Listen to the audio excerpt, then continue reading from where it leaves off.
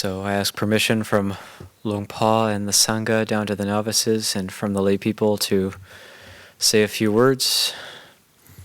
And the winter retreat has ended, and a few days ago I got back from India, from Bodh Gaya, from a 6.5-week meditation session with Ajahn Naniko in Bodh Gaya. So I'll talk a little bit about the experience of that, and before I do so, I'll back up to some of the history of this meditation session in Bodh Gaya for those of you who may not know yet. And in June 2016, just after our 20th anniversary celebration and just after the bhikkhu ordination of Tan Kondanyo Tan Jagaro, I went to Thailand for another semi-extended period there. So I was planning on being there for 2 years, roughly. And in the latter part of that time, there was a trip to India. I was invited by Ajahn Kevali, the abbot of Wat Pah Nanachat in Ubon, to go on a Wat Nanachat sponsored trip to the four holy sites in India. That's the birth site of the Buddha, the site of the enlightenment, the site of his first teaching, and the site of his parinibbana, his passing away. And I had been to India before, but I'd only been to 2 of the 4 holy sites. I'd been to Bodh Gaya, which is the enlightenment site, and I'd been to Sarnath, where the Dhammacakkappavattana Sutta was taught, but I hadn't yet been to the other 2 sites. And so with this Wat Nanachat trip, we went to all 4 holy sites. That was in February of 2017. And I had seen email updates in the past from Ajahn Naniko, who had done these meditation sessions at Bodh Gaya. He's been doing them for the last 10 years. And I remember being really inspired by them, thinking, wow, I'd like to try to do that someday. Because I was reading about him doing sitting meditation for 10 hours a day at the Bodhi Tree, which is not a quiet location, not a secluded location, not in this day and age anyway. And remember being really inspired by that. So it just so happened that during this Wat Pah Nanachat trip, he was going to be there doing one of these sessions, and that he would still be there after our 2-week trip. So I decided to stay on in India for a further 3 weeks after the Wat Pah Nanachat crew returned to Thailand, and then I joined Ajahn Naniko in this session, and that was, so I had 3 weeks with him, 21 days. I determined I would try to, first of all, his determination, his final determination for sitting meditation under the Bodhi Tree near the seat of enlightenment. He was determining to sit for 3,000 hours total. And so I thought, I'll choose a lower number, which also might be auspicious, 227 bhikkhu precepts. So I thought, I'll sit for 227 hours in 3 weeks. So joined up with him and did this session. It was very fruitful. I had never sat for 10 hours a day before, so ended up even doing more than that some days. And then at the end of the session, he said, you should do 1,000 hours. And so I thought, I'll have to join Ajahn Naniko on his next couple sessions in order to achieve that. At some point after that, Luang Pa invited me to come back here to Abhayagiri, so that would cause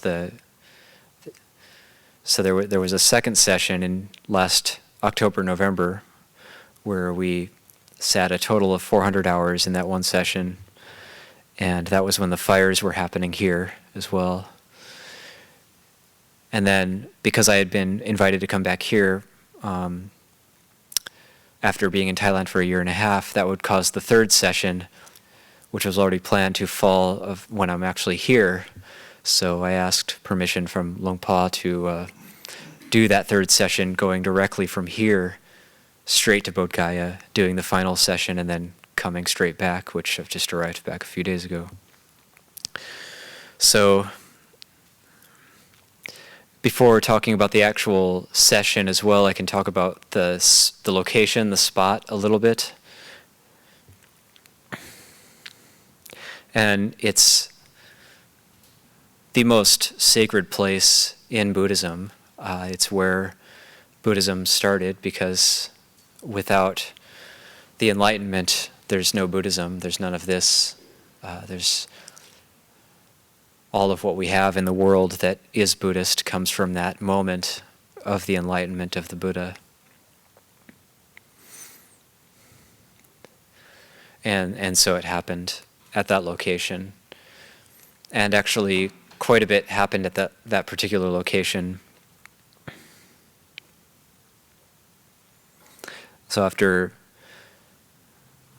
going forth from the palace life, the prince, the bodhisattva, striving in his practice for 6 years before sitting at the Bodhi Tree, and through the night, by stages, attaining enlightenment.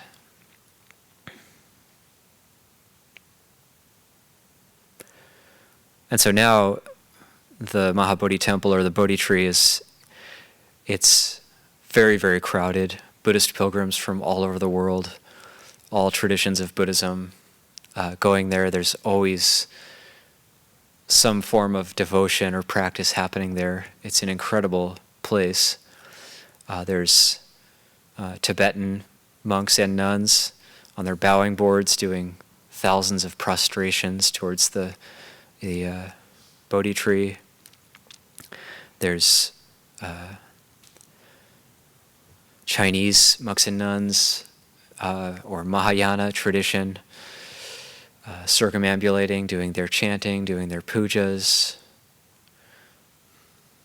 Vietnamese, Korean, Cambodian, of course Thai. Various groups of Westerners, Russians, so many different countries going there, being drawn to that location. It's also in the poorest part of India, Bihar, and so you also have beggars, slums, so people living on the streets, living hand to mouth, very, very poor, dirt poor people around as well, mixed into all of this. And yet, for me, the place really brings up a recollection of solitude, because I found when I go there, then I would think of the Buddha 2,500, 2,600 years ago, going to the Bodhi Tree, and he was completely by himself, completely alone. And it would have been a park with many trees, fields. And so he went to that tree completely alone.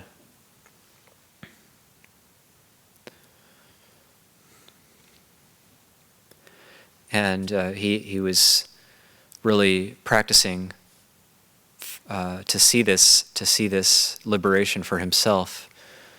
There was no worldliness involved. He wasn't doing it to gain anything worldly or to show off to anybody.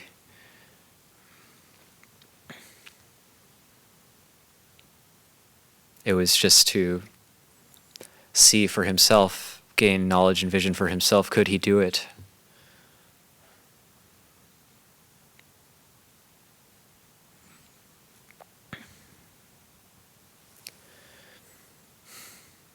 So what happened in that location was the night of enlightenment.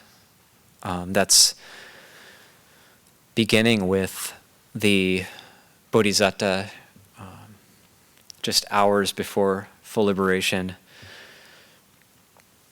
gaining insight into his past lives. And it's like the phrase in the suttas, 1 life, 2 life, 3 lives, 4 lives, 7 lives, 100 lives, 1,000 lives, 10,000 lives, many aeons of lives, and aeons of world contraction, world expansion, many aeons of past lives. So we're thinking in about a 4 or 5 hour time period, millions upon billions of past lives that are seen by the Bodhisatta, and the refinement of the mind, the power of the mind that he attained to in that location. And again, as it says in the suttas, and in each life I could see I was of such and such a clan, had such and such a name, was such and such a class of being, had such and such a lifespan. Having passed away from there, I reappeared elsewhere.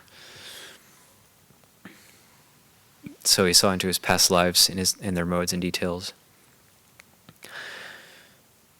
Next watch of the night, he's practicing through the night and has the insight into kamma, which is that all beings are undergoing the same type of transformation, and that what's dictating where they're reborn is their kamma, their actions.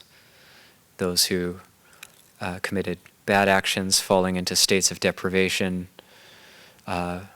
even hellish rebirths, and then those who performed good actions of body, speech, and mind, taking fortunate rebirths, and that everybody taking rebirth based on their past kamma.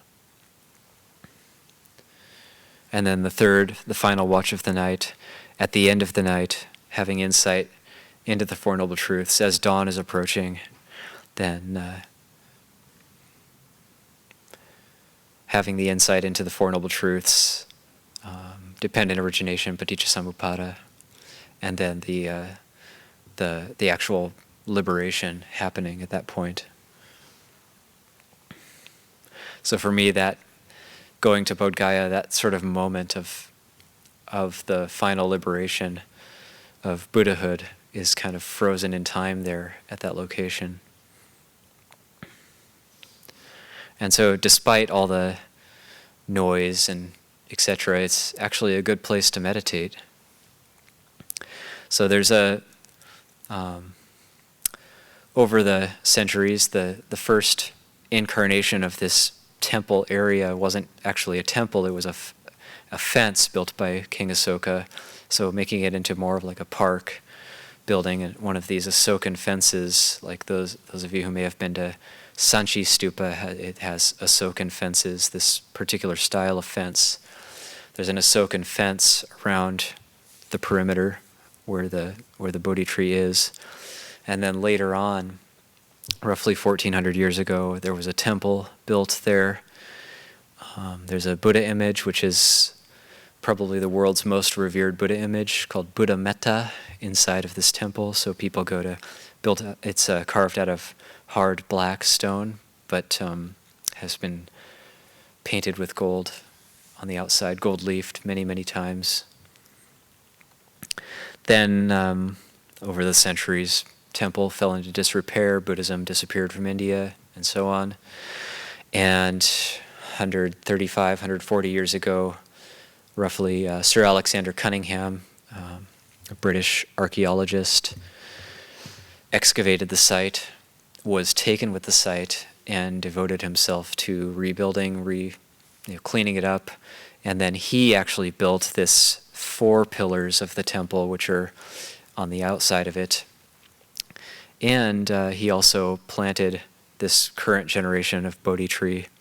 So it's the fourth, this is actually the 4th Bodhi Tree, because they live roughly no longer than 1,000 or 1,200 years. So this current Bodhi Tree is they say about 135 years old,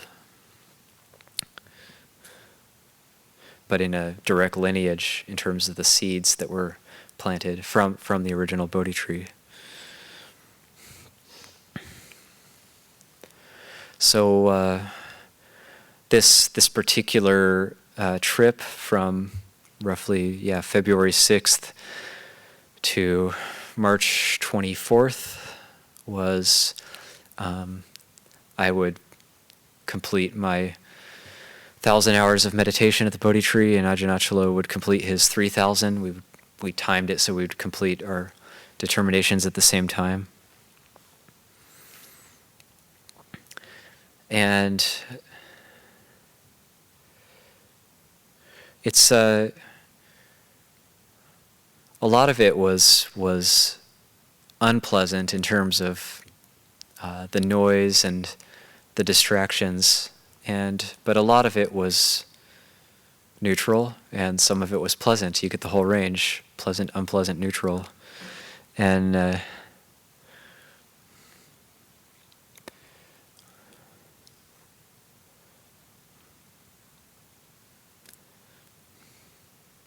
sometimes in terms of the meditation itself, it's quite uneventful, and when you're sort of in this session, it seems like it's really long, and then suddenly it's over.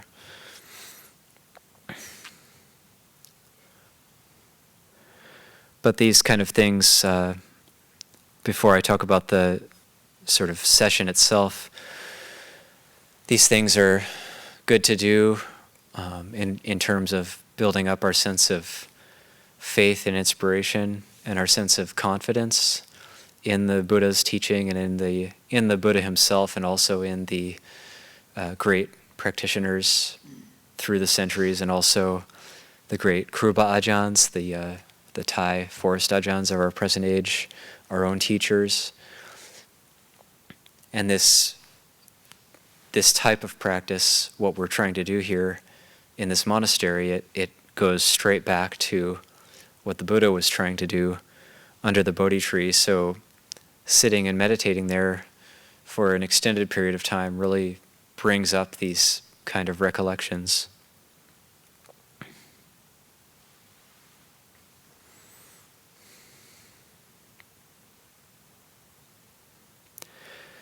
So the Buddha, when he attained enlightenment, he was sitting on the east side of the Bodhi tree, facing east. So east side of the Bodhi tree, facing east, facing towards the sunrise, where the sun would rise. And so there's that image as dawn was approaching, or as the sun was rising, kind of the dawn of enlightenment.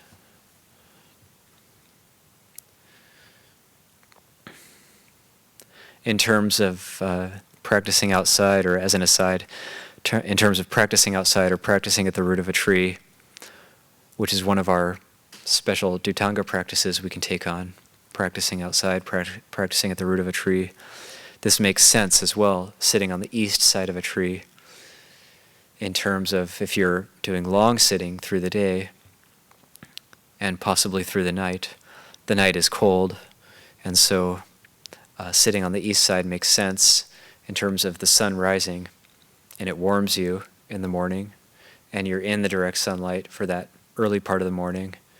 As it's starting to get hot midday, the sun crosses that tree, and then the shade covers you for the rest of the day, cooling you down as it's the hotter part of the day going into evening. There's subtleties, these kind of subtleties around the way the Buddha himself practiced.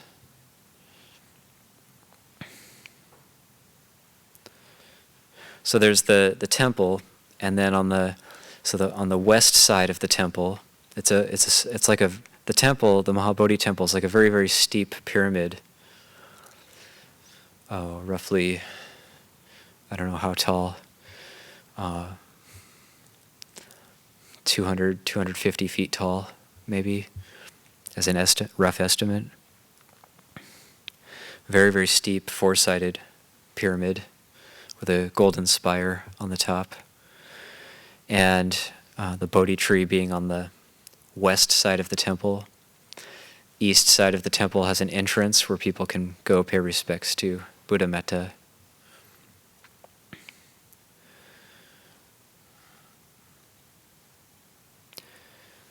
The north side of the temple is where we were sitting. So we were sitting on marble floor with the temple wall right next to us, so sitting right up against the wall, which is helpful for going into the meditation, not being too distracted by everything happening around us.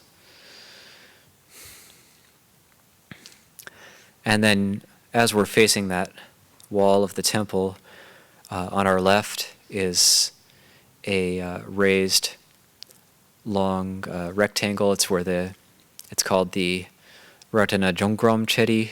It's where the Buddha then in the third week after his enlightenment was doing walking meditation for 7 days and nights, absorbed in the bliss of liberation.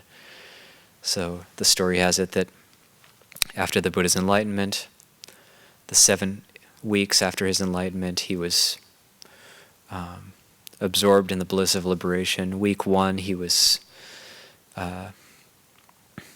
continued sitting.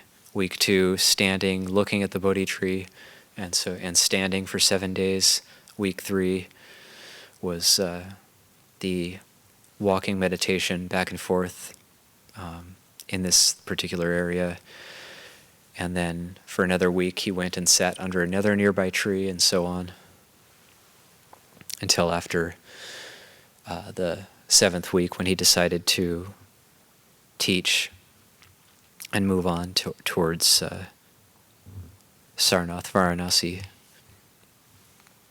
So we're sitting with the Ratana Jongrom Chedi on our left.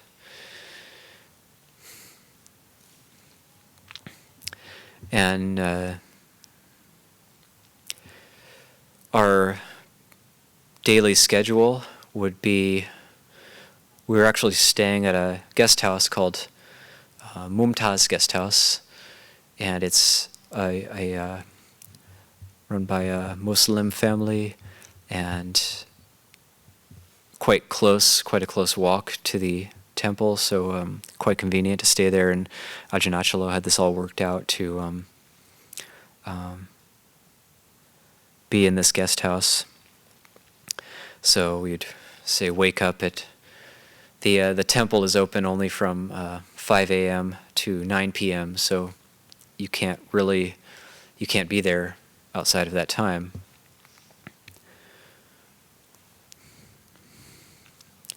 So waking up around 4 a.m., having a quick coffee in the room, about 10 to 5 heading out to walk to the temple. There would be like a really big queue of people going into the temple, get in as soon as possible. And I would kind of marvel at this queue of people going in, because I'd never seen people so intent on getting to morning puja before in the morning time, and people are running to the temple, and so we'd kind of wait to be there a little bit later than 5, because if you're there right when the doors open, there's a crunch of people going in. So we'd wait till a little bit after.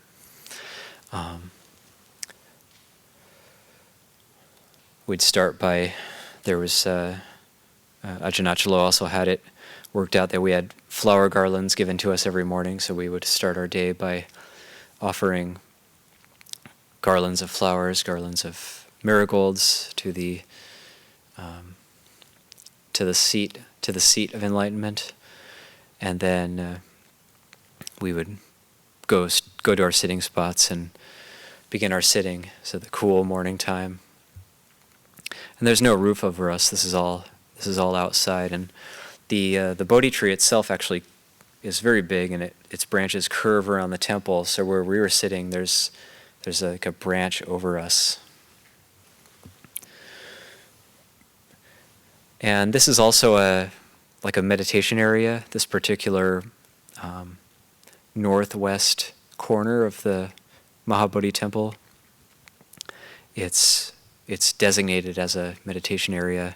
So there'd be, at any given time, 30, 40, 50 other people meditating with us.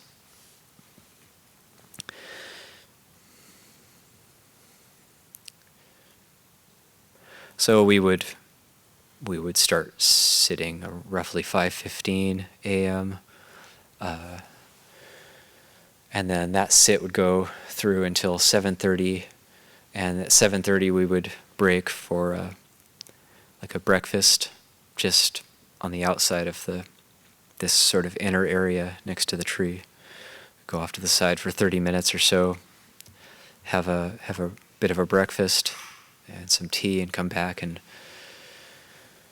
sit for 3 more hours. So we're trying to get a total of 5 hours in the morning. And then at 11, we would leave, go to a restaurant, have a quick meal, usually at a Tibetan restaurant, and then head back to the guest house, take a rest, get some time away from the noise, away from the crowd, and then be back at the temple no later than about 3 to do the next 5-hour session, which it could be straight through sometimes, 5 hours of sitting, or it could be broken in the middle, usually with a bathroom break. And you get to stretch your legs a bit during that time. And then usually leaving the temple around 8:30, 8:45, just as they're trying to shoo everybody out before closing time. So in the beginning, we got there, we started our practice, and this is always, it's always something, it's similar to Tudong, it's always kind of difficult in the beginning. It seems like the first few days, you're kind of tested. Do you really want to do this? And one of the kind of, one of these kind of moments, right on the first day, where it's like I've been to 2 of these sessions before, so I'm kind of expecting something to happen, but I don't know exactly what's going to happen. And so we're like, okay, we got to get a good start. We got to get our 10 hours in today, and so morning time. And sitting meditation, very pleasant, sitting in the morning time, get up for a quick break before the breakfast time, come back, and there's a dog laying on my meditation mat, one of these mangy Bodh Gaya. There's a whole bunch of dogs living in the temple, and so there's this dog laying on my seat, and so I just push it off, and as it's leaving, it just urinates on my seat. And it's kind of like one of these come on moments. And so seat had kind of like a fake leather bottom on it, so I said, okay, just flip the seat over and just keep sitting. Then we kind of got into it first few days. I actually had some jet lag, so going straight from Abhayagiri, literally straight to Bodh Gaya, and it's exactly the opposite side of the world from here, so it's a 12.5-hour time difference. But having to start getting not that we should always count our meditation hours, but in this particular practice, okay, we got to start getting these hours, tallying up these hours. So I was dealing with drowsiness, jet lag in the afternoons, maybe the first 3 or 4 days.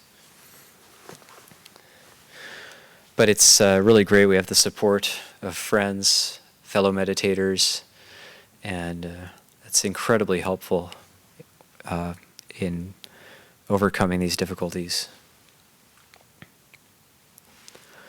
So after maybe a week and a half or so, there was another Wat Pah Nanachat trip, which was going to Bodh Gaya. So a few of the monks that I know from Wat Pah Nanachat showed up, and some of the lay people I know, and that some people here may know, who have been to Pujamgam. Mea Yupin from Pujamgam showed up. She had never been to India before, so that was nice to see her meditating there, practicing with us. And then a few other monks, and so they were doing a shortened pilgrimage of only a couple of the holy sites, and then spending most of their time in Bodh Gaya as well. So we all got to meditate together. There was a group of us, and then there was also Ajahn Visalo, a Indonesian monk who I've known for a long time, who then, just like I did on the first session with Ajahn Achalo, he then joined us and stayed on till the finishing of our session. We all left Bodh Gaya together in the end. So Ajahn Achalo, myself, Ajahn Visalo, all together at that point. With the Wat Nanachat crew, we also had it happened to be a new moon coming up at that time, kind of mid-February. So we decided to set up, just behind the temple, there's another Bodhi tree, and there's like a terracotta raised tile area, and so we set up for Patimokkha there. And chanting Patimokkha, there was maybe 10 or 12 of us. There was also some Thai monks from Ajahn Naniko's monastery, Wat Bunya Wat, who joined us for that. And chanting the Patimokkha, and I was doing the chanting that time, and trying to keep focused with, there's still all the noise, there's loudspeakers, there's chanting going on all around us, and getting to the last section of it, and then a huge dogfight erupted right next to us, and it actually rolled into where we were chanting, and they were like really viciously fighting with each other and like rolling around in where we were chanting. And so the monks were just kind of trying to move around it, and then it rolled out, and we were able to finish the chanting. And it was this one dog, which I was surprised he was still alive.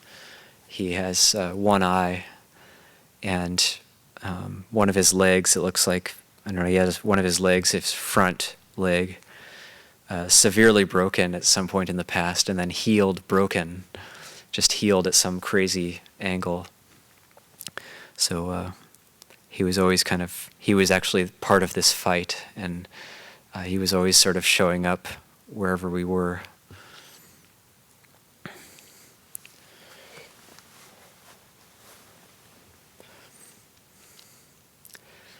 So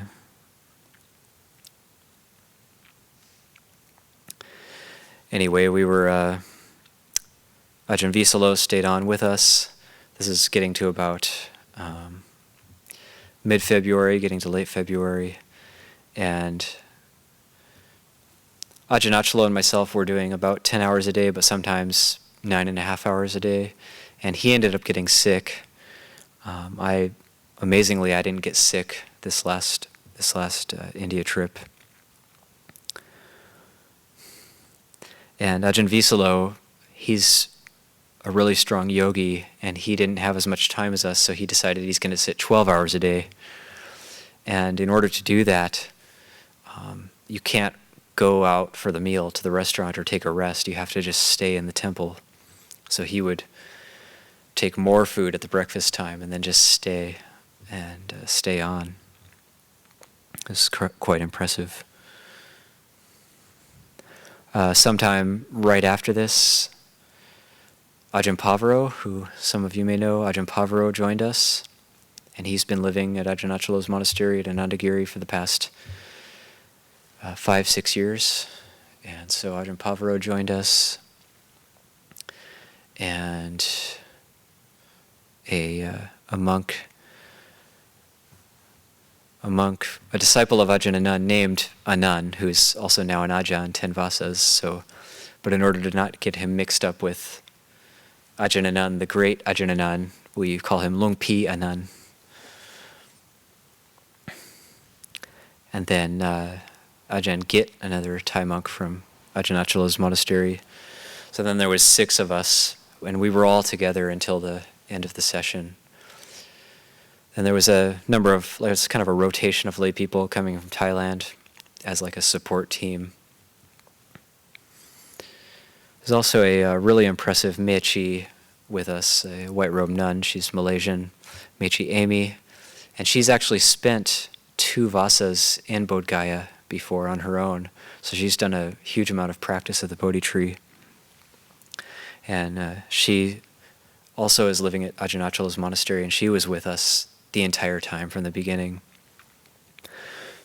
So she was super impressive in terms of offering breakfast, offering the meal, making sure all these things were happening. She ended up getting sick as well. So we had this whole northwest corner of the Bodhi Tree was all, by the end it was all sort of our group and all practicing together at that location.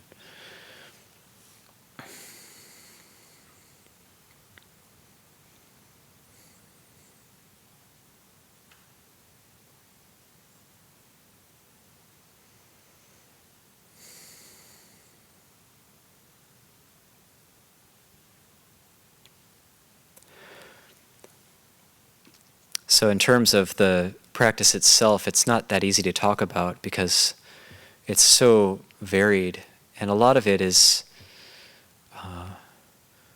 the mind can settle and get somewhat peaceful, but it's also like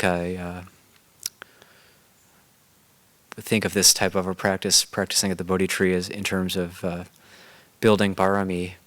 So Kanti barami in terms of patient endurance, and also the one that really stuck out for me was Upeka barami, which is the building up one's equanimity. And I had this phrase come into my mind at one point, which was, because there's just noise all the time, and it just started to become like, noise is silence, silence is noise. Got to be like the mind just got numb to the noise, because all the time there's really, you have like loudspeakers passing by right behind you, Thai groups, Burmese groups, Cambodian groups. Sometimes there's times when they're competing to be prominent. There was one day when there was the Tibetan group doing their puja, and then there was another group who started their puja, and then they were trying to overpower the Tibetan puja, so they turned their loudspeaker all the way up. And so I had my little timer with me. If we ever stopped to say have a drink, or like the noise was just too much, and Ajahn Achala wanted, I wanted to, we would talk and chat sometimes, and I would pause my timer. One day he was daring me to go and turn their loudspeaker down. And I wasn't brave enough to, but then one of our lay people actually turned one of the loudspeakers down one day. And he did it very respectfully, but he just kind of approached these people and said, okay, put his hands in Anjali and then just turned the speaker down and came back.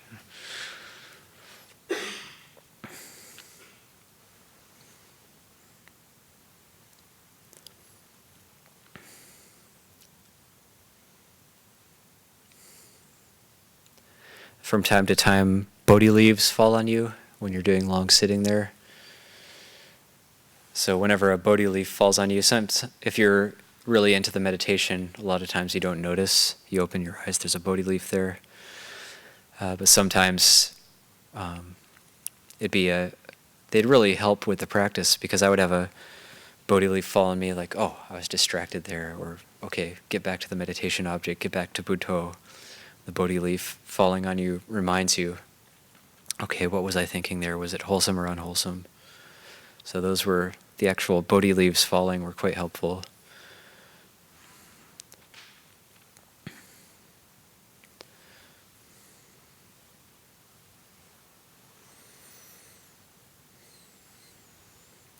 there's a sense there when you meditate that meditation is merit. So you're building up a store of merit. That's the word punya in Pali, or bun in Thai. So you're building up your store of punya. I like how in the Tibetan tradition they say, like, you build up your store of merit and wisdom. Those are both necessary for, say, maintaining the practice, maintaining the holy life.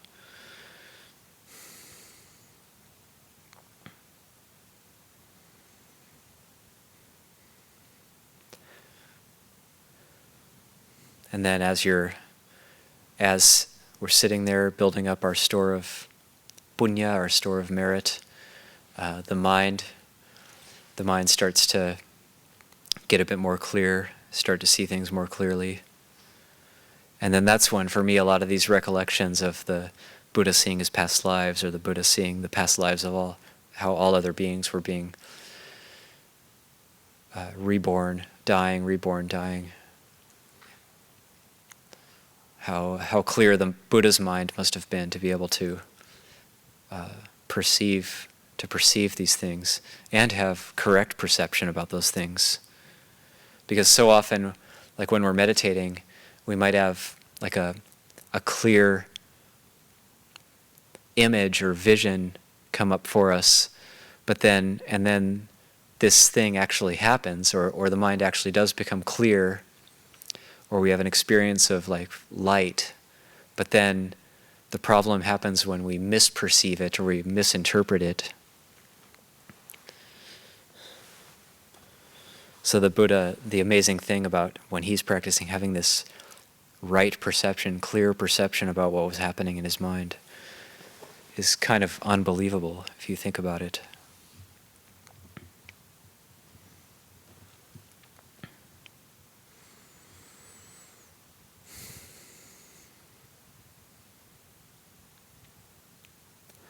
So it's kind of like Groundhog Day, each day, just the same thing over and over and over again.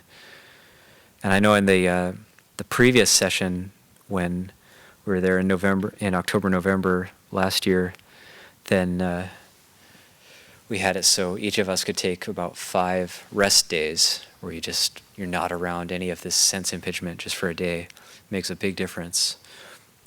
For myself, for this last session, I couldn't get to this sort of hour quota unless I just went every single day. And I got, there was a few days when I could go only sit for 8 hours. Those were my rest days, and one day for 7 hours. And so this kind of sense of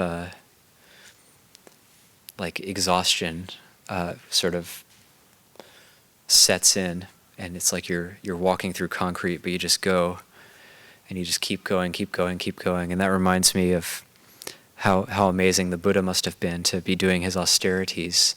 And he's got, like in the suttas, it says tireless energy was aroused. And he was still sitting upright even though he was starving and doing his incredible penance. And how what we were experiencing is absolutely nothing compared to what the Buddha had to go through, and just to see the Dhamma. And so these kind of things continue to cause the faith to arise and grow stronger. And there's not too much really to say about the actual meditation there, just because it was what it was. It's just kind of the plugging away, doing the practice day after day, and then suddenly it's over. But it's like building up our sense of kalyanamitta, spiritual friendship. You know, at the end of it, it's like we're all hugging each other. We're all really psyched that we were able to do this. And incidentally, Ajahn Naniko was the first bhikkhu I ever met. And when I came here, he was the guest monk. And so it was a really poignant time for me as well, in terms of transitioning into a new mode. I'm coming back to Abhayagiri, planning on being here long term. Don't have any real plans for the future right now. And to be able to do this practice with him was quite important, quite meaningful for me. And yeah, a huge amount of gratitude goes out to him for encouraging me to do this type of practice, and also just for being there and being a friend and so on.